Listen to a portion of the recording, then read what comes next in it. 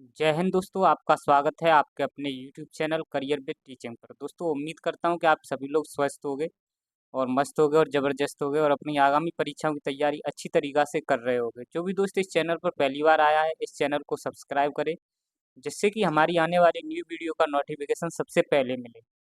दोस्तों वीडियो पर शुरू से अंत तक बने रहें, यह वीडियो आपके लिए बहुत ही महत्वपूर्ण होने वाली है। इस आज के लेक्चर में दोस्तों हम पढ़ने वाले हैं जनगणना यानी कि सेंसस के बारे में। इससे पहले दोस्तों मैंने आपको इंडस्ट्री के बारे में पढ़ाया था और दोस्तों इस वीडियो से पहले आप उस वीडियो को जाकर ज़रूर देखें। और मैंने दोस्तों जितनी भी आपकी इंडियन ज्योग्राफी है और हमारी वर्ल्ड ज्योग्राफी है, उन सभी की प्लेलिस्ट आपको बना दी है मैंने दोस्तों, और उन सभी को आप पहले जाकर देखें। आपको दोस्तों विस्तृत रूप से उनमें मैंने आपको समझाया है, बताया है और पढ़ाया है। और आज हम दोस्तों इस वीडियो में पढ़ने वाले हैं जनगणना के बारे में, जिसे सेंसस कहते हैं। और ये दोस्तों हम 2011 की जनगणना के बारे में पढ़ेंगे। अब दोस्तों आपके दिमाग में आता होगा कि जनगणना होता क्या है, जनगणना एक्चुअली में है क्या चीज़। अगर हम दोस्तों जनगणना के बारे में बात करते हैं तो जनगणना कराई क्यों जाती है, जनगणना कराने का क्या लॉजिक है। दोस्तों इसका लॉजिक यह है कि जब हमारी सरकार हमारे विकास के लिए कोई भी योजनाएं बनाती है, हमारे विकास के लिए जब दोस्तों हमारी सरकार कोई भी योजनाएं बनाती है, चाहे आपके किसी भी समुदाय के लोग हो गए, चाहे आपके दोस्तों किसी भी धर्म के लोग हो गए, उन सभी लोगों के लिए यानी कि एक दोस्तों क्षेत्र में रहने वाले लोग, हमारे इस क्षेत्र में जो लोग जितने भी लोग रहते हैं उनके विकास के लिए कुछ योजनाएं हमारी सरकार लाती है। तो उन योजनाओं को सही से लागू करने के लिए हमारी सरकार के पास कुछ डेटा यानी कुछ आंकड़ा होना चाहिए, एक सही प्रकार का आंकड़ा होना चाहिए। उस हिसाब से हमारी सरकार उन योजनाओं को दोस्तों सही से लागू कर सकती है। अगर डाटा सही नहीं होगा हमारी सरकार के पास, तो हमारी सरकार उस योजनाओं को सही से लागू नहीं कर पाएगी। जैसे कि अगर हमें दोस्तों अगर किसी कृषि का उत्पादन बढ़ाना है, तो कृषि का उत्पादन बढ़ाने से पहले हमको यह पता होना चाहिए कि हमारी जनसंख्या कितनी है। अगर हमारे पास जनसंख्या सही होगी, तो हम कृषि का उत्पादन सही से बढ़ा सकते हैं। और अगर दोस्तों अगर जनसंख्या का हमको पता नहीं है, तो हमारी जो सरकार है वो किसी भी विकास में कोई अच्छा काम नहीं कर पाएगी। तो इसलिए दोस्तों आपकी जनसंख्या जनसंख्या के संबंधित कुछ आंकड़ों का कलेक्शन किया जाता है। यानी कि इनका जो कलेक्शन का जो काम होता है वो आपकी जनगणना के द्वारा ही किया जाता है। ये जो दोस्तों जनसंख्या से संबंधित जो भी हमारे डाटा डाटा या आंकड़ों का जो कलेक्शन का काम जो किया जाता है, वो आपका जनगणना के माध्यम से किया जाता है, जैसे सेंसस कहते हैं। यानी आप कह सकते हो दोस्तों हमारी सरकार के पास आंकड़े होंगे तो हमारी सरकार सफलतापूर्वक योजनाएं बनाएगी। तो इन्हीं योजनाओं को सही से लागू करने के लिए सरकार के द्वारा जन जनगणना कराई जाती है। जैसे आप दोस्तों समझ सकते हो, जैसे कि आप लोग सभी जानते हो, जैसे कि अगर हम दावत कराते हैं, तो दावत कराने की जो योजना बनाई जाती है, तो दोस्तों इसके लिए कुछ कार्ड बाँटे जाते हैं, इन्विटेशन कार्ड जो होते हैं। तो आप इन्विटेशन कार्ड जो बाँटे जाते हैं, तो यहाँ से हमको दोस्तों जनसंख्या पता चल जाती है कि हमने कितने लोगों को इनवाइट किया है। मान के चलो हमने दोस्तों 1000 लोगों को इनवाइट किया है, तो इस हिसाब से हम अच्छा खाना बना सकते हैं 1000 लोगों के लिए। तो इसी तरीके से हमारी सरकार है दोस्तों, अगर हमारी सरकार को भी कोई योजनाएं बनानी है, कोई योजनाएं लागू करनी है, तो इसके लिए जनगणना कराई जाती है। जनगणना के माध्यम से हमें जनसंख्या का पता चलता है। जनसंख्या का जो आंकड़ा का कलेक्शन किया जाता है, तो उस जो इन इन जनसंख्याओं के आंकड़ों का जो कलेक्शन करने का जो काम किया जाता है, वो आपका जनगणना के माध्यम से किया जाता है। उम्मीद करता हूँ कि आपको जनगणना का समझ में आया होगा, जनगणना एक्चुअली में होती क्या है। अगर हम दोस्तों जनगणना यानी कि 2011 की जनगणना के बारे में बात करते हैं, तो उस टाइम पर जो भारत में जनसंख्या थी वो आपकी 121 करोड़ लोग रहते थे। और अगर हम दोस्तों जनसंख्या के आधार पर सबसे बड़ा राज्य की बात करते हैं, हमारा जो सर्वाधिक जनसंख्या वाला राज्य है वो आपका दोस्तों उत्तर प्रदेश है। और सबसे बड़ा आपका जो राज्य जनसंख्या के आधार पर वो आपका उत्तर प्रदेश है। दूसरे नंबर पर आपका महाराष्ट्र है, तीसरे नंबर पर आपका बिहार है और चौथे नंबर पर आपका पश्चिम बंगाल है। यानी कि सबसे ज़्यादा जनसंख्या यहाँ पर है, फिर दूसरे नंबर पर यहाँ पर है, तीसरे नंबर पर यहाँ पर है और चौथे नंबर पर यहाँ पर। और अगर हम दोस्तों यूटी की बात करें, केंद्र शासित प्रदेश की बात करते हैं, तो सर्वाधिक जनसंख्या वाला जो केंद्र शासित प्रदेश है वो आपका दिल्ली है। और अगर हम दोस्तों न्यूनतम जनसंख्या वाले राज्यों की बात करते हैं कि सबसे न्यूनतम जनसंख्या वाले राज्य कौन कौन से हैं, तो पहले नंबर पर आपका सिक्किम हो जाएगा दोस्तों, और दूसरे नंबर पर हमारा मिजोरम हो जाएगा, और तीसरे नंबर पर अरुणाचल प्रदेश, चौथे नंबर पर आपका गोवा हो जाएगा। तो दोस्तों आप जैसे मैंने आपको बताया, पहले नंबर पर सर्वाधिक जनसंख्या वाला राज्य ये वाला है हमारा उत्तर प्रदेश, और न्यूनतम जनसंख्या वाला जो राज्य है वो दोस्तों पहले नंबर का वो आपका सिक्किम है। तो ये दोनों आपको पॉइंट याद रखने, और दोस्तों क्रम से सजाने के लिए दे दिया जाता है क्वेश्चन में, तो आपको ये चारों के चारों याद रखने, और न्यूनतम वाले भी चारों याद रखने, सर्वाधिक वाले भी चारों याद रखने। अगर हम दोस्तों न्यूनतम जनसंख्या वाला केंद्र शासित प्रदेश की बात करते हैं तो वो आपका लक्षद्वीप हो जाएगा, और दोस्तों हम अगर ज़्यादा की बात करते हैं तो आपका ये दिल्ली हो जाएगा। न्यूनतम वाला लक्षद्वीप और सर्वाधिक वाला आपका दिल्ली हो जाएगा। अब दोस्तों जनगणना से संबंधित कुछ हमारे फैक्ट्स हैं, उन उनके फैक्ट्स के बारे में भी जानते हैं कि कौन कौन से इम्पोर्टेंट फैक्ट्स हैं हमारे।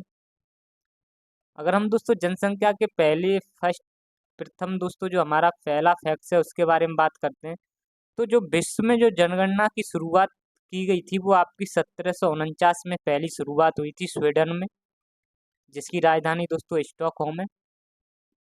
और विश्व में जनगणना की जो शुरुआत आपकी हुई थी वो स्वीडन में हुई थी, आपको यह याद रखना है दोस्तों।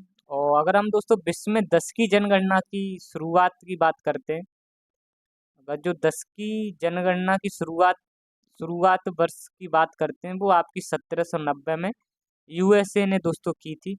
यानी कि दोस्तों 10 की जनगणना क्या होती है आपको, यानी कि 10 वर्षों के दौरान, 10 वर्षों में दोस्तों 10 वर्षों की आपकी जनगणना, आपकी 10 की होती है जनगणना, यानी आप कह सकते हो यानी कि 10 वर्षों के दौरान क्या कितने हमारे जनसंख्या बढ़ी है कितनी घटी है। तो जो 10 की जनगणना की शुरुआत हुई थी वो आपकी यूएसए में हुई थी 1790 में। अगर हम दोस्तों भारत की बात करते हैं, भारत में जो पहली जनगणना हुई थी वो 1872 में हुई थी, और उस टाइम पर भारत में जो वायसराय थे वो आपके मेयो थे। और 1872 में दोस्तों जो वायसराय थे मेयो थे, इनके कार्यकाल में दोस्तों पहली जनगणना की गई थी। और दूसरी दोस्तों भारत में जो 10 की जनगणना हुई थी, यानी कि 10 वर्षों के दौरान में कितनी जनसंख्या बढ़ी है कितनी जनसंख्या घटी है, यानी कि 10 वर्षों के दौरान में जो जनगणना हुई थी वो दोस्तों उसकी शुरुआत आपकी 1881 में रिपन के द्वारा की गई थी। यानी दोस्तों ये आपकी नियमित रूप से 10 की जनगणना थी। फिर यहाँ से दोस्तों आपकी नियमित रूप से 10 वर्ष के बाद आपकी जनगणना की गई है। 10 की जनगणना आप कह सकते हो, 10 वर्ष के बाद जो होने वाली जनगणना होती है उसको हम 10 की जनगणना कहते हैं। इसकी शुरुआत 1881 में हुई रिपन के द्वारा। रिपन भी दोस्तों हमारे भारत के वायसराय थे। अगर हम जनसंख्या दिवस के बारे में बात करते हैं तो जनसंख्या दिवस जो मनाया जाता है वो आपका 11 जुलाई को जनसंख्या दिवस मनाया जाता है। और दोस्तों हमारा जब भारत 1947 में जब आज़ाद हो गया था, तो हम हमारे स्वतंत्र भारत की जो प्रथम जनगणना थी वो आपकी 1951 में हुई थी। और अगर हम दोस्तों जनसंख्या के बारे में जो अध्ययन करते हैं, जो पढ़ते हैं, जो इसके बारे में दोस्तों जानकारी इकट्ठी करते हैं, तो उसको हम दोस्तों डेमोग्राफी के नाम से जानते हैं। यानी आप कह सकते हो कि जनसंख्या का अध्ययन करने वाला आपका डेमोग्राफी के नाम से जाना जाता है, उसको डेमोग्राफी कहा जाता है। और अगर हम दोस्तों वर्ष 2011 की जनगणना की बात करते हैं तो ये भारत की 15वीं जनगणना थी, और हमारे स्वतंत्र भारत की 7वीं जनगणना थी। अगर हम दोस्तों 2011 की जनगणना जनगणना की बात बात करते हैं तो ये भारत की 15वीं जनगणना थी और स्वतंत्र भारत की 7वीं जनगणना थी। और अगर हम दोस्तों 21वीं सदी की बात करते हैं तो 21वीं सदी में आपकी दोस्तों एक 2001 में हुई थी जनगणना, और एक आपकी 2011 में। तो ये दोस्तों दूसरी थी, दूसरी आप कह सकते हो। 21वीं सदी की, हमारी 21वीं सेंचुरी की दूसरी दूसरी जनगणना थी 2011 वाली। और जनगणना के जो दोस्तों सबसे उच्च अधिकारी होते हैं जिसको दोस्तों हम जनगणना आयुक्त कहते हैं। और दोस्तों जनगणना जो होता है, जनगणना का जो विषय रखा गया है वो आपका संघ सूची यानी कि यूनियन लिस्ट में इसको रखा गया है। और दोस्तों इस तरीके से आपके 3 सूचियाँ होती हैं जो कि आपकी आपकी दोस्तों आपकी जैसे एक संघ सूची हो गई, एक समवर्ती सूची हो गई, एक दोस्तों राज्य सूची हो गई।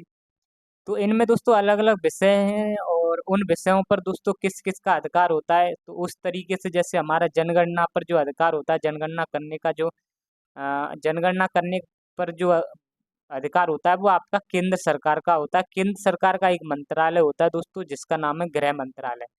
गृह मंत्रालय के अधीन दोस्तों जनगणना की जाती है आपकी। और यह आपका संघ सूची यानी कि यूनियन लिस्ट का यह आपका विषय है। अगर दोस्तों हम जनसंख्या नियंत्रण की बारे में बात करते हैं तो यह आपका समवर्ती सूची में आता है। यानी दोस्तों समवर्ती सूची क्या होता है आपका, ये आपका जिसको हम कॉन्करेंट लिस्ट कहते हैं, इसमें दोस्तों आपका सेंट्रल और स्टेट, इन पे दोनों में दोस्तों ये दोनों का अधिकार आपका इस पे होता है। ऐसे जो दोस्तों सब्जेक्टों को समवर्ती सूची में रखा जाता है जिन पर सेंट्रल का भी और स्टेट का भी अधिकार हो, यानी कि इन दोनों के अधीन कोई भी विषय आता हो उसको दोस्तों समवर्ती सूची में रखा जाता है। तो जनसंख्या नियंत्रण वाला जो विषय है वो आपका समवर्ती सूची में रखा गया है। अगर हम दोस्तों राष्ट्रीय जनसंख्या आयोग की बात करते हैं, इसकी स्थापना 11 मई 2000 को इसकी स्थापना की गई थी। और वर्ष 2011 की जो जनगणना की गई थी उसके शुभंकर जो था, इसका जो मैस्कॉट था वो आपका प्रगणक शिक्षिका था। और इसका जो आदर्श वाक्य था वो आप हमारी जनगणना हमारा भविष्य था। ये बहुत ही इम्पोर्टेंट टॉपिक आपके दोस्तों ये पॉइंट है, आदर्श वाक्य पूछ लिया जाता है। और 2011 की जनगणना के टाइम पर जो जनगणना आयुक्त जो थे वो आपके सी चंद्रमौली थे, यानी कि जनगणना आयुक्त के जो अधिकारी थे वो आपके सी चंद्रमौली थे। और इसमें दोस्तों जो कुल प्रश्न थे वो आपके 29 थे। 2011 की जनगणना में जो कुल प्रश्न थे दोस्तों वो आपके 29 थे। और दोस्तों वर्ष 2021 की जनगणना जो होनी थी, लेकिन दोस्तों कोरोना की वजह से ये संभव नहीं हो पाई। और दोस्तों अगर हम बात करें ये 2011 की जो जनगणना थी वो आपकी डिजिटल जनगणना होगी। 2011 की जो जनगणना दोस्तों होनी थी वो आपकी डिजिटल जनगणना होनी थी। और इसका जो आदर्श वाक्य था वो आपका जन भागीदार से जन कल्याण जनगणना, जन भागीदार से जन कल्याण जनगणना। और जनगणना के आयुक्त जो थे दोस्तों वो आपके विवेक जोशी थे। 2021 की जनगणना के जो जनगणना आयुक्त थे वो आपके विवेक जोशी थे। इसमें जो कुल प्रश्न थे आपके 31 थे। इसमें जो कुल प्रश्न थे वो आपके 31 थे। और अगर हम भारत की जनगणना 2011 के बारे में बात करते हैं कि इसमें दोस्तों पॉइंट्स की बात करते हैं कि कौन कितनी जनसंख्या हमारे भारत की थी। अगर हम दोस्तों कुल जनसंख्या के बारे में बात करें इसकी, तो आप कह सकते हो एक 1 अरब 21 करोड़ और 8,54,977, यानी आप दोस्तों राउंड फिगर में कह सकते हो 121 करोड़। हमारे भारत की जो जनसंख्या थी दोस्तों 2011 की जो जनगणना के आधार पर वो हमारी 121 करोड़ भारतीय लोग थे। और अगर हम दोस्तों 121 करोड़ की अगर बारे में बात करते हैं, तो अगर दोस्तों विश्व की जनसंख्या के बारे में बात करें, विश्व की जनसंख्या का यह कितने प्रतिशत था दोस्तों, यानी कि जो हमारा ये विश्व है, विश्व की जनसंख्या का हमारे भारत की जनसंख्या दोस्तों कितने प्रतिशत थी, तो वो आपकी 17.5% थी। मान के चलो दोस्तों ये 100% आपका विश्व की जनसंख्या हो गई और हमारे भारत की जो जनसंख्या का प्रतिशत था 100 में से 17.5% था। ये हमारे भारत की जनसंख्या है दोस्तों। विश्व की जनसंख्या का इतने प्रतिशत दोस्तों हमारी भारत की जनसंख्या थी, यानी आप कह सकते हो 17.5%। अगर हम दोस्तों जनसंख्या में पुरुषों का प्रतिशत के बारे में बात करें, तो हमारी जो दोस्तों पुरुषों की जो प्रतिशत है जनसंख्या में वो 51.47% दोस्तों है। और दोस्तों हमारे जनसंख्या में अगर हम महिलाओं का प्रतिशत के बारे में बात करें तो 48.5 यानी 53% है दोस्तों। 48.53% आपका महिलाओं का प्रतिशत है। पुरुषों का जो दोस्तों जनसंख्या में आपका 51.47% है। अगर हम दोस्तों 2001 से 2011 के मध्य 10 की वृद्धि के बारे में बात करते हैं तो वो हो जाएगी आपकी 17.70%। यानी कि दोस्तों एक डिकेड में जो जनसंख्या में वृद्धि हुई है वो आपकी 17.70% हुई है। यानी कि दोस्तों 2001 से 2011 के बीच को हम आपका डिकेड ग्रोथ रेट के नाम से जानते हैं।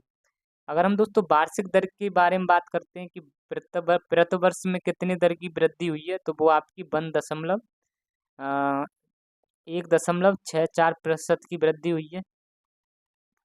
अगर हम दोस्तों नेक्स्ट पॉइंट की बारे में बात करते हैं कि जो एक्चुअली में दोस्तों ये 10 की वृद्धि क्या होता है, आपको एक बता देता हूँ 10 की वृद्धि क्या होता है। 10 की वृद्धि के बारे में बात करें तो दोस्तों आप कह सकते हो कि एक दशक में यानी कि 10 वर्षों के दौरान 10 वर्षों के दौरान जो जनसंख्या में वृद्धि होती है, जनसंख्या के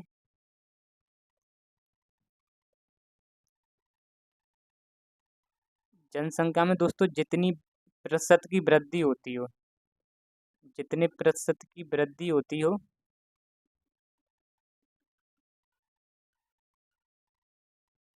उसी को हम दोस्तों 10 की वृद्धि दर बोलते हैं। 10 वर्षों का यानी कि आप मान के चलो 2001 से लेकर 2011। तो ये दोस्तों आपके 10 वर्षों के दौरान जो भी जनसंख्या में जितनी भी प्रतिशत की वृद्धि होती है उसको ही हम डेकेड डेकेड ग्रोथ रेट के नाम से जानते हैं। यानी कि आप कह सकते हो 10 की वृद्धि दर कहते हैं। ये पॉइंट दोस्तों समझ में आया होगा। तो हम दोस्तों यानी कि आप कह सकते हो जो भी अब हम पढ़ने वाले हैं दोस्तों, जो 10 की वृद्धि जो दर है वो किस राज्य में सर्वाधिक हुई है और किस राज्य में न्यूनतम हुई है, किस यूनियन टेरिटरी में कम है, और उसके बारे में पढ़ते हैं। तो जो दोस्तों सर्वाधिक 10 की वृद्धि वाला जो राज्य है वो आपका पहला है आपका मेघालय। मेघालय में 27.9% की दोस्तों 10 की वृद्धि हुई है। और अरुणाचल प्रदेश में 26% की दोस्तों जनसंख्या में 10 की वृद्धि हुई है। अगर हम न्यूनतम की बात करते हैं दोस्तों, न्यूनतम जो 10 की वृद्धि वाला जो राज्य है वो आपका नागालैंड है, जो कि 0.6% की यहाँ पर वृद्धि हुई है। और केरल में दोस्तों 4.9% की वृद्धि हुई है। ये केरल राज्य है। तो यहाँ पर दोस्तों न्यूनतम 10 की वृद्धि वाले राज्य हैं। अगर हम दोस्तों सर्वाधिक 10 की वृद्धि वाले केंद्र शासित की प्रदेश की बात करते हैं तो वो हमारा दादर नगर हवेली हो जाएगा केंद्र शासित प्रदेश में, जहाँ पर दोस्तों 55.5% की वृद्धि हुई है। और नेक्स्ट अगर पॉइंट की बात करते हैं कि न्यूनतम 10 की वृद्धि वाला जो केंद्र शासित प्रदेश है उसमें आपका लक्षद्वीप है। लक्षद्वीप में 6.3% की वृद्धि हुई है। तो ये आपके दोस्तों न्यूनतम और सर्वाधिक 10 की वृद्धि वाले राज्य हैं, उनके बारे में आप देख सकते हो। राज्य भी हैं दोस्तों, केंद्र शासित प्रदेश भी हैं। अगर हम दोस्तों नेक्स्ट पॉइंट के बारे में बात करते हैं कि 1911 से लेकर 1921 के मध्य में दोस्तों ऋणात्मक 10 की वृद्धि थी। यानी कि यहाँ पर दोस्तों जो वृद्धि हुई है वो आपकी ऋणात्मक में हुई है, नेगेटिव में हुई है। यहाँ पर दोस्तों जो वृद्धि थी आपकी 0.31 यानी 31% थी। और अगर हम दोस्तों पॉइंट में आपको याद रखना है, जो नेगेटिव जो डिकेड ग्रोथ रेट जो था वो आपका 1911 से 1921 वाला साल है। तो आपको ये पॉइंट बहुत इंपॉर्टेंट है, याद रखना है। नेक्स्ट अगर हम पॉइंट की बात करते हैं कि जो जनगणना में महान विभाजक जो वर्ष था, ग्रेट डिवाइडिंग जो ईयर था जनगणना में, जो दोस्तों सबसे ज़्यादा ज़्यादा दोस्तों विभाजन विभाजन जो हुआ है, विभाजक जो हुआ है वो वाली वर्ष है आपकी 1921 वर्ष। 1921 वर्ष में दोस्तों 1921 में आपकी जनगणना में सबसे ज़्यादा विभाजन हुआ था जनसंख्या में। और नेक्स्ट अगर हम बात करते हैं दोस्तों कि हमारे शहर में और हमारे ग्रामीण में कितनी जनसंख्याओं का प्रतिशत है, तो हम शहर की और ग्रामीण के जनसंख्या के प्रतिशत की बात करते हैं तो दोस्तों हमारे शहर में 31.2% लोग रहते हैं। और ग्रामीण में जो दोस्तों जनसंख्या है वो आपकी 68.8% लोग निवास करते हैं। गांव में दोस्तों 68.8% लोग निवास करते हैं और शहर में 31.2% लोग निवास करते हैं। अगर हम दोस्तों सर्वाधिक नगरीय जनसंख्या के बारे में बात करते हैं कि दोस्तों सर्वाधिक किन किन नगरों की जनसंख्या है, तो आपका दोस्तों महाराष्ट्र के जो नगर हैं उनमें सर्वाधिक नगरीय जनसंख्या रहती है और आपके उत्तर प्रदेश में सर्वाधिक नगरीय जनसंख्या है। अगर हम न्यूनतम की नगरीय जनसंख्या के बारे में बात करते हैं तो आपका पहला सिक्किम हो जाएगा, दूसरा आपका अरुणाचल प्रदेश हो जाएगा। यहाँ पर दोस्तों आपके न्यूनतम नगरीय जनसंख्या वाले नगर देखने को मिलते हैं और यहाँ पर आपके जो भी सर्वाधिक जनसंख्या वाले नगर देखने को मिलते हैं आपके महाराष्ट्र उत्तर प्रदेश में। उम्मीद करता हूँ कि आपको ये सभी के सभी पॉइंट समझ में आए होंगे। और दोस्तों अगर हम नेक्स्ट पॉइंट के बारे में बात करते हैं, ये मैं आपको पहले भी बता चुका हूँ, जो सर्वाधिक ग्रामीण ग्रामीण की जो जनसंख्या है, सर्वाधिक जो ग्रामीण जनसंख्या वाले लोग जो हैं दोस्तों, सर्वाधिक ग्रामीण जनसंख्या वाला राज्य आपका उत्तर प्रदेश हो जाएगा। यहाँ पर दोस्तों सबसे ज़्यादा ग्रामीण ग्रामीणों की जनसंख्या है और न्यूनतम ग्रामीण जनसंख्या दोस्तों आपकी सिक्किम में हो जाएगी। और हमारा दोस्तों उत्तर प्रदेश जो है वो सर्वाधिक जनसंख्या वाला भी राज्य है। उत्तर प्रदेश दोस्तों सर्वाधिक जनसंख्या वाला भी राज्य है और न्यूनतम में जो दोस्तों बात करते हैं जो जनसंख्या वाला राज्य है वो आपका सिक्किम हो जाएगा। दोस्तों उत्तर प्रदेश में सबसे ज़्यादा ग्रामीणों की भी जनसंख्या है और हमारे जो सिक्किम है दोस्तों यहाँ पर आपके सबसे न्यूनतम ग्रामीणों की जनसंख्या है। इसी तरीके से दोस्तों हमारी यूनियन टेरिटरी है, केंद्र शासित प्रदेश के बारे में बात करते हैं दोस्तों। सर्वाधिक जनसंख्या वाला जो केंद्र शासित प्रदेश है वो आपका दिल्ली है और न्यूनतम जो जनसंख्या वाला केंद्र शासित प्रदेश है वो आपका लक्षद्वीप है। दिल्ली दोस्तों सर्वाधिक जनसंख्या वाला हो जाएगा, लक्षद्वीप आपका न्यूनतम जनसंख्या वाला राज्य हो केंद्र शासित प्रदेश हो जाएगा।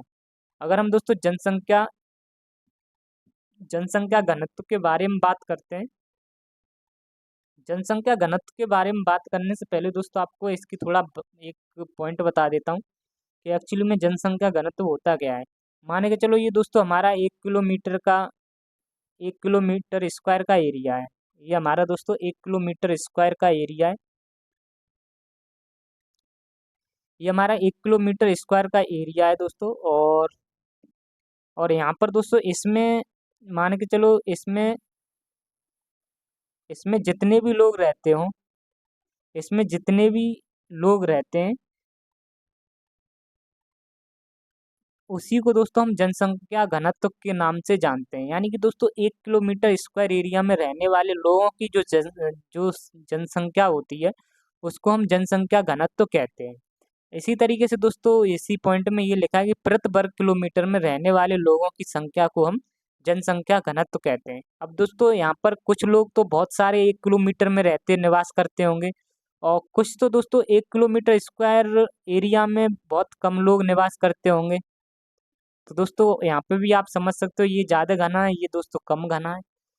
तो दोस्तों जो सर्वाधिक जनसंख्या जो घनत्व वाला राज्य है, यानी कि सबसे ज़्यादा यहाँ पर जो दोस्तों 1 किलोमीटर स्क्वायर एरिया में सबसे ज़्यादा लोग निवास जो करते हैं वो आपका पहले नंबर पर बिहार हो जाएगा, दूसरे नंबर पर वेस्ट बंगाल हो जाएगा। यहाँ पर दोस्तों 1106 लोग 1 किलोमीटर स्क्वायर एरिया में निवास करते हैं और वेस्ट बंगाल में दोस्तों आपके 1028 लोग 1 किलोमीटर स्क्वायर में एरिया में दोस्तों निवास करते हैं। तो दोस्तों ये हमारे आप देख सकते हो बिहार वेस्ट बंगाल इस तरीके से होंगे दोस्तों। और आपका न्यूनतम जनसंख्या वाला जो राज्य है यहाँ पर आप ये कह सकते हो दोस्तों 1 किलोमीटर स्क्वायर एरिया में कम लोग निवास करते हैं। 1 किलोमीटर स्क्वायर एरिया में दोस्तों कम लोग निवास करते हैं, इसलिए न्यूनतम जनसंख्या घनत्व वाला राज्य पहले नंबर पर दोस्तों आपका अरुणाचल प्रदेश है। और यहाँ पर दोस्तों 17 लोग 1 किलोमीटर स्क्वायर एरिया में निवास करते हैं। 1 किलोमीटर स्क्वायर एरिया में दोस्तों मात्र 17 लोग निवास करते हैं, क्योंकि दोस्तों यहाँ पर पहाड़ी एरिया है तो पहाड़ों पर ज़्यादा लोग निवास करते नहीं हैं और दूर दूर अपने घर बनाते हैं दोस्तों। और दूसरे नंबर पर है मिजोरम। मिजोरम में दोस्तों 52 लोग ही 1 किलोमीटर स्क्वायर एरिया में ही निवास करते हैं। तो इसलिए दोस्तों ये आपके न्यूनतम वाला देख सकते हो, न्यूनतम जनसंख्या घनत्व वाला राज्य ये देख सकते हो और जनसंख्या आपका सर्वाधिक जनसंख्या घनत्व वाला राज्य ये देख सकते हो। इसी तरीके से दोस्तों आपकी सर्वाधिक जनसंख्या वाली एक केंद्र शासित प्रदेश भी है। तो सर्वाधिक जनसंख्या घनत्व वाले अगर केंद्र शासित प्रदेश के बारे में बात करते हैं तो वो दोस्तों हो जाएगा आपका दिल्ली। और दिल्ली में तो दोस्तों इतने घनापन है कि यहाँ पर 11,320 1 किलोमीटर स्क्वायर एरिया में लोग निवास करते हैं। यहाँ पर दोस्तों 1 किलोमीटर स्क्वायर एरिया में 11,320 लोग निवास करते हैं। आप सोच सकते हो कि कितनी पतली पतली गली होंगी, तब यहाँ पर लोग इतनी इतनी मुश्किलों से यहाँ पर निवास करते हैं। तो ये दोस्तों आपका केंद्र शासित प्रदेश हो जाएगा दिल्ली। और न्यूनतम जनसंख्या घनत्व वाला केंद्र शासित प्रदेश की बात करते हैं तो ये आपका अंडमान निकोबार हो जाएगा। और यहाँ पर दोस्तों 46 लोग 1 किलोमीटर स्क्वायर एरिया में निवास करते हैं। मात्र 46 लोग ही यहाँ पर दोस्तों केंद्र अंडमान निकोबार में निवास करते हैं। और नेक्स्ट अगर हम पॉइंट के बारे में बात करें तो दोस्तों उसका नाम है लिंगानुपात। अब दोस्तों लिंगानुपात के बारे में बात करते हैं तो लिंगानुपात होता क्या है। लिंगानुपात के बारे में बात करते हैं तो दोस्तों ये होता क्या है, इसको हम दोस्तों सेक्स रेशियो भी कहते हैं। इसको हम दोस्तों लिंगानुपात को सेक्स रेशियो भी कहते हैं। यानी आप कह सकते हो दोस्तों, इसका मतलब आप कह सकते हो प्रति 100 पुरुषों पर महिलाओं की संख्या। आप इसका मतलब आप कह सकते हो दोस्तों 100 पुरुषों पर कितनी महिलाएं हैं। यानी कि प्रति 100 सॉरी 100 नहीं दोस्तों, 1000 आप कहोगे। प्रति 1000 पुरुषों पर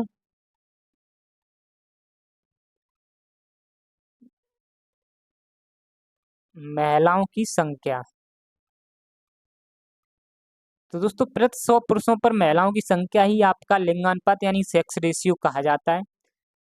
अगर हम दोस्तों बात करते हैं 2011 के द्वारा, 2011 के द्वारा आपका जो लिंगानुपात था, वो आपका लिंगानुपात दोस्तों 1000 पुरुषों पर 943 महिलाएं थी।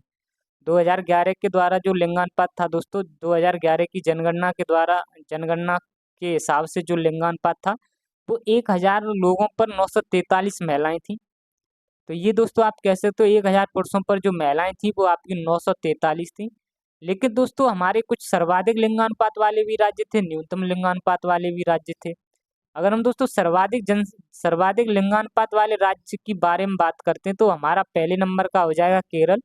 यहाँ पर दोस्तों आपके केरल के बारे में बात करते हैं तो यहाँ पर हमारे 1000 पुरुषों पर 1084 महिलाएं थी। कितनी महिलाएं थी दोस्तों? लिंगानुपात की यहाँ पर बात करते हैं दोस्तों, यहाँ पर आपकी 1000 पुरुषों पर 1084 महिलाएं थी। अगर मेल का और फीमेल का रेशियो के बारे में बात करते हैं, मैंने आपको बताया था प्रति 1000 पुरुषों पर कितनी महिलाओं की संख्या है। यानी दोस्तों मैंने क्या कहा था कि प्रति 1000 पुरुषों पर महिलाओं की संख्या को हम लिंगानुपात कहते हैं। और हमारे पुरुष यानी कि मेल 1000 है और यहाँ पर दोस्तों केरल में फीमेल कितनी है आपकी 1084। तो यहाँ पर दोस्तों सर्वाधिक लिंगानुपात वाला राज्य दूसरे नंबर पर है दोस्तों तमिलनाडु। तमिलनाडु पर दोस्तों क्या है, हमारा तमिलनाडु पर आपके यहाँ पर दोस्तों 1000 पुरुषों पर 996 है।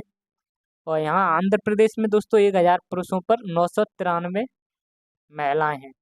उम्मीद करता हूँ कि आपको ये दोस्तों समझ में आए होंगे। और न्यूनतम अगर लिंगानुपात वाले राज्य के बारे में बात करते हैं दोस्तों, तो यहाँ पर 1000 पुरुषों पर मात्र 879 महिलाएं हैं। और जम्मू कश्मीर दोस्तों, हालांकि अब तो ये यूनियन टेरिटरी हो गया है, तो यहाँ पर आपका जो दोस्तों लिंगानुपात है वो आपका 889 है। 889 यहाँ का है। अगर हम दोस्तों सर्वाधिक लिंगानुपात वाले केंद्र शासित प्रदेश के बारे में बात करते हैं तो दोस्तों यहाँ पर आपके 1000 पुरुषों पर 1037 महिलाएं हैं।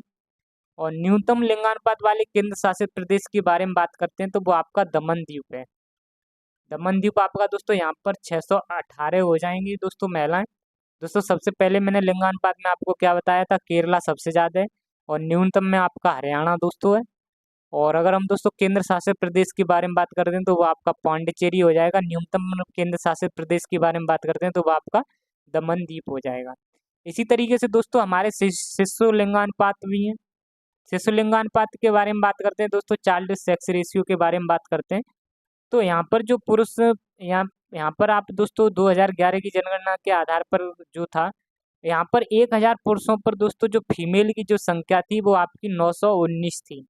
शिशु लिंगानुपात के बारे में बात करते हैं तो यहाँ पर दोस्तों पुरुष 1000 है, महिलाएं आपकी 919 थी।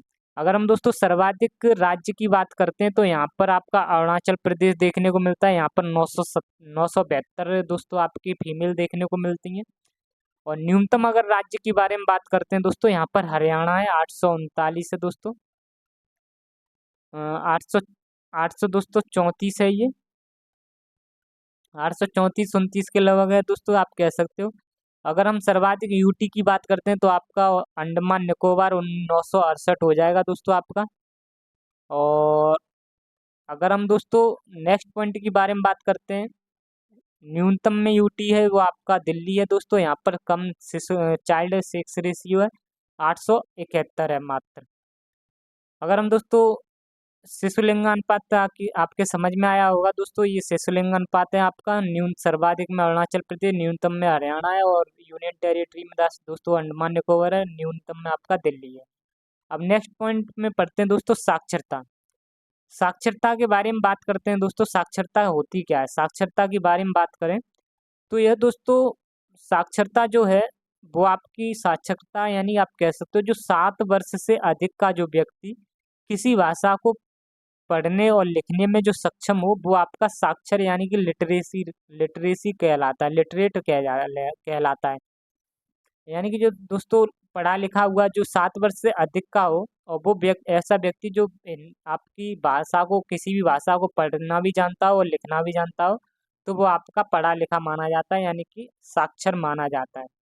अगर हम दोस्तों साक्षरता के बारे में बात करते हैं, जो साक्षरता जो थी दोस्तों हमारे 2011 की जनगणना के आधार पर वो 74.04% थी।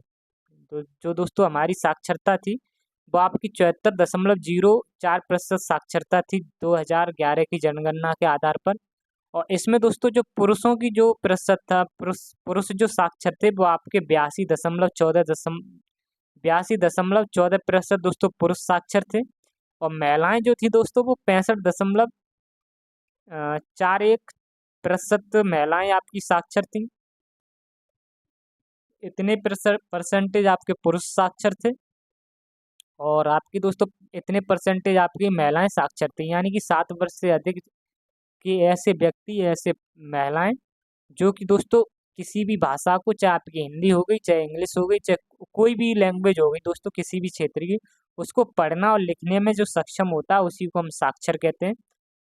अगर हम दोस्तों सर्वाधिक साक्षरता वाले राज्य के बारे में बात करते हैं तो यहाँ पर दोस्तों आपका केरल है। यहाँ पर जो साक्षरता देखने को मिली वो आपकी 93.91% यानी कि 91% देखने को मिली साक्षरता। दूसरा है आपका दोस्तों मिजोरम, यहाँ पर 91.58% यहाँ पर साक्षरता देखने को मिली। और तीसरे नंबर पर है आपका गोवा, यहाँ पर 88.7% साक्षरता देखने को मिली। आपका पहला केरल हो जाएगा, दूसरा मिजोरम, तीसरा गोवा। और न्यूनतम अगर साक्षरता वाला राज्य के बारे में बात करते हैं तो दोस्तों पहले नंबर पर आपका दोस्तों बिहार हो जाएगा। यहाँ पर जो साक्षरता देखने को मिलती है वो आपका 61.8% साक्षरता देखने को मिलती है। और न्यूनतम में दूसरा जो हो जाएगा वो आपका दोस्तों अरुणाचल प्रदेश है, जो कि इसमें दोस्तों 65.4% देखने को मिलता है। और तीसरे नंबर पर जो न्यूनतम साक्षरता वाला राज्य है वो आपका राजस्थान है। उम्मीद करता हूँ कि आपको ये पॉइंट समझ में आया होगा। नेक्स्ट पॉइंट के बारे में दोस्तों देखते हैं, सर्वाधिक साक्षरता वाले केंद्र शासित प्रदेश, ये लक्षद्वीप है दोस्तों। यहाँ पर 91.8% है। और न्यूनतम साक्षरता वाला केंद्र शासित प्रदेश के बारे में बात करते हैं तो ये आपका दादर नागर हवेली है। और यह आपका दोस्तों 76.2% है। अब यहाँ पर जो दोस्तों साक्षरता थी वो आपकी 76.2% है। अगर हम दोस्तों महिलाओं में बात करते हैं, महिला साक्षरता के बारे में बात करते हैं, महिला साक्षरता जो थी वो हमारी दोस्तों 65.46% जो थी दोस्तों महिला साक्षरता 2011 की जनगणना के आधार पर दोस्तों महिलाओं की जो साक्षरता थी वो आपकी 65.46% थी। और जो दोस्तों अगर हमारी जो सर्वाधिक महिला साक्षरता के बारे में बात करते हैं तो यहाँ पर दोस्तों आपका केरल है, यहाँ पर 92.1% है। केरल हमारा दोस्तों 92.1% यहाँ पर आपकी महिलाएं साक्षर देखने को मिलती हैं। और न्यूनतम में दोस्तों आपका राजस्थान है, यहाँ पर भी दोस्तों ये भी सेम है दोस्तों, महिला भी आपके दोस्तों अगर साक्षरता में भी बात करते हैं तब भी आपका केरल हो जाएगा, महिलाओं में भी बात करें फिर भी केरल। और दोस्तों अगर हम वैसे भी बात करें तब भी हमारा न्यूनतम में राजस्थान है, और महिलाओं में भी दोस्तों आपका राजस्थान न्यूनतम में रहेगा। यहाँ पर 52.7% दोस्तों महिलाएं साक्षर देखने को मिलती हैं, और इसी आधार पर दोस्तों आपका पुरुष भी देखने को मिलते हैं। और पुरुष के बारे में बात करते हैं तो दोस्तों सर्वाधिक आपके जो साक्षर पुरुष देखने को मिलेंगे वो आपके केरल में 96% और न्यूनतम में दोस्तों आपके पुरुष देखने को मिलेंगे बिहार में। यहाँ पर 71.2% देखने को मिलेंगे। और यहाँ पर दोस्तों आपका न्यूनतम में कौन था? न्यूनतम में आपका दोस्तों बिहार था। और यहाँ पर न्यूनतम में दोस्तों आपका यहाँ पर बिहार था और यहाँ पर दोस्तों सर्वाधिक में आपका केरल है। और लेकिन पुरुष में दोस्तों आपका बिहार आ जाएगा टॉप में। बिहार आपका दोस्तों यह राज्य टॉप में आ जाएगा। नेक्स्ट पॉइंट की बारे में जानते हैं दोस्तों, अनुसूचित जाति के बारे में। और अगर हम दोस्तों अनुसूचित जाति के बारे में बात करते हैं तो अनुसूचित जाति में दोस्तों जो भारत की कुल जनसंख्या है उसका 16.6% अनुसूचित जाति वाले लोग रहते हैं। और सर्वाधिक जो एससी वाले लोग रहते हैं वो दोस्तों आपके उत्तर प्रदेश में रहते हैं। और न्यूनतम जो एससी के लोग लोग रहते हैं वो आपके मिजोरम में रहते हैं। सर्वाधिक एससी यानी अनुसूचित जाति के जो लोग हैं वो यूपी में, न्यूनतम के मिजोरम में। और प्रतिशत अगर हम परसेंटेज में दोस्तों बात करते हैं तो सर्वाधिक परसेंटेज में जो एससी के लोग रहते हैं वो आपके पंजाब में निवास करते हैं। अगर हम दोस्तों अनुसूचित जनजाति के बारे में बात करते हैं, एसटी के बारे में बात करते हैं, तो यह भारत की कुल जनसंख्या का मात्र 8.6% है। और अगर दोस्तों सर्वाधिक एसटी के बारे में बात करते हैं तो आपके मध्य प्रदेश में रहते हैं। और न्यूनतम में एसटी की बात करें तो गोवा में रहते हैं। और परसेंटेज में दोस्तों बात करते हैं तो ये हमारे मिजोरम में रहते हैं। तो इसी आधार पर दोस्तों ये भारत जो मेन जो पहले दे रखे हैं वो दोस्तों आपके दोस्तों भारत की कुल जनसंख्या के हैं। यानी आप कह सकते हो कि भारत में जो दोस्तों कुल जनसंख्या में जो पुरुष जो साक्षर हैं वो आपके इतने प्रतिशत हैं। और अगर दोस्तों भारत की कुल जनसंख्या में जो महिलाओं की जो साक्षरता है वो इतनी दशमलव है। इसी तरीके से दोस्तों आप सभी पॉइंट को देख सकते हो भारत की कुल जनसंख्या के आधार पर अलग अलग तरीके से मैंने बताया है दोस्तों। उम्मीद करता हूँ कि आपको ये सभी के सभी पॉइंट समझ में आए होंगे। अगर ये दोस्तों वीडियो आपको पसंद आई हो तो वीडियो को लाइक करें और हमारे चैनल को दोस्तों सब्सक्राइब करें। और आज के लिए इतना ही दोस्तों, मिलते हैं नेक्स्ट वीडियो में। जय हिंद, जय भारत, जय माँ सरस्वती।